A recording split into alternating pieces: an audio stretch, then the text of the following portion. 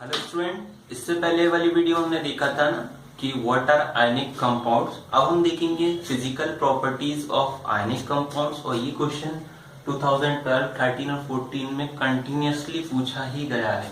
Okay, तो ionic compound basically होते क्या है? Those compounds formed by the transfer of electrons from metal to non metals are called ionic compounds, और electrovalent compound भी इनको बोला जाता है। ऐसे कंपाउंड जो कि ट्रांसफर ऑफ इलेक्ट्रॉन्स की हेल्प से बनते हैं from metal to non metal, तो उनको बोलते हैं आयनिक कंपाउंड या फिर इलेक्ट्रोवैलेंट कंपाउंड। ओके, अब उनकी प्रॉपर्टीज देखते हैं कि फिजिकली वो फिजिकल स्टेट उनकी क्या रहती है, मतलब किस स्टेट में पाए जाते हैं ionic compound, melting boiling point क्या होगा उनके बीच में, उनका कंडक्शन ऑफ इलेक्ट्रिसिटी पुअर रहेगा या अच्छा रहेगा, या फिर और भी ऐसे सॉल्युबिलिटी के पॉइंट्स हैं कि सॉल्युबल होते हैं नहीं होते वाटर में, तो ये हम देखेंगे इसमें प्रॉपर्टीज के अंदर। ओके, और इसकी जो प्रॉपर्टीज हैं इसमें से क्वेश्चन डेफिनेटली बनता ही है कि जैसे कि पूछ लिया जाए ionic compounds have high melting and boiling point, give reason. तो इस टाइप के क्वेश्चन प्रॉपर्टीज में सिंगल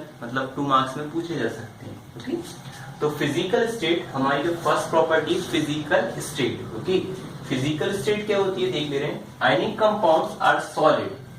ठीक है, तो यहां से हमको ये पता चलता है फिजिकली जो आयनिक कंपाउंड होते हैं वो कैसे होते हैं, सॉलिड होते हैं। ओके, और and are somewhat hard, hard मतलब बहुत कठोर होते हैं। ओके, मतलब रिलेटिवली बहुत हार्ड होते हैं और सॉलिड फॉर्म में होते हैं, लिक्विड गैसेस फॉर्म में नहीं होंगे। ओके, लिक्विड में कुछ पाए जाते हैं बट गैसेस में तो आपको कभी आयनिक कंपाउंड्स का फॉर्मेशन नहीं होगा, always they are found in solid state और somewhat very hard. Okay, because of the ये हार्ड क्यों होते हैं, इसका रीजन भी है आपके पास कि सॉलिड होने के साथ हार्ड भी है।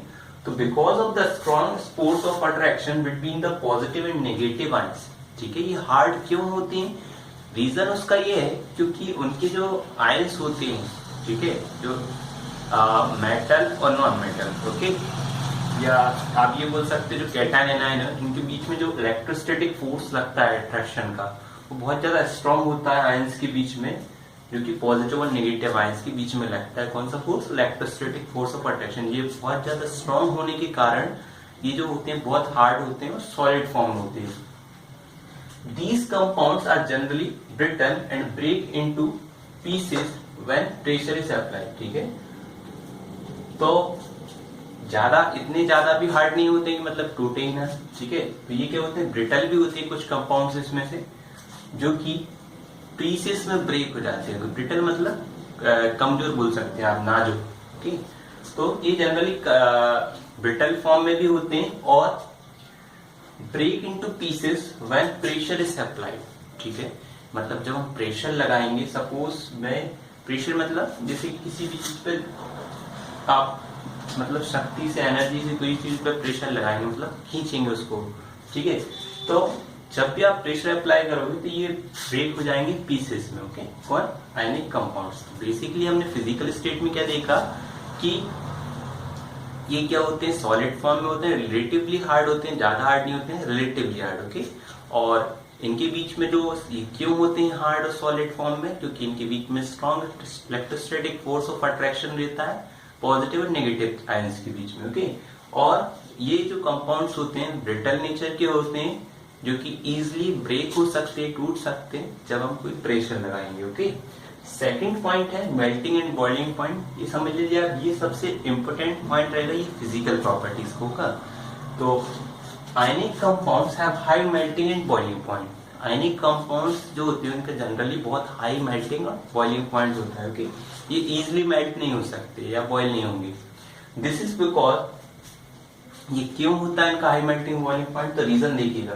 This is because a considerable amount of energy is required to break the strong inter ionic attraction. ठीक है, उसका रीजन ये है क्योंकि इनका जो मेल्टिंग पॉइंट होता है, हाइलिंग पॉइंट जो होता है बहुत हाई होता है, क्योंकि इनके बीच में जो एनर्जी होती है, ठीक है, बहुत ज्यादा मतलब हाई, ये बोल सकते हैं हाई अमाउंट की एनर्जी चाहिए रहेगी, क्योंकि इनके जो इंटर आयनिक अट्रैक्शन होता है इनके बीच में, जो इंटर आयनिक बॉन्डिंग आपको इससे पहले आयनिक कंपाउंड्स पढ़ा है उसमें जो आयनिक कंपाउंड्स होते हैं उनके बीच में कौन सी बॉन्ड होती है, आयनिक बॉन्डिंग। ओके, तो स्ट्रॉन्ग आयनिक बॉन्ड को तोड़ने के लिए, अट्रैक्शन को तोड़ने के लिए कंसिडरेबल अमाउंट ऑफ एनर्जी चाहिए होगी, मतलब ज्यादा मात्रा में, ताकि ये ब्रेक हो सके।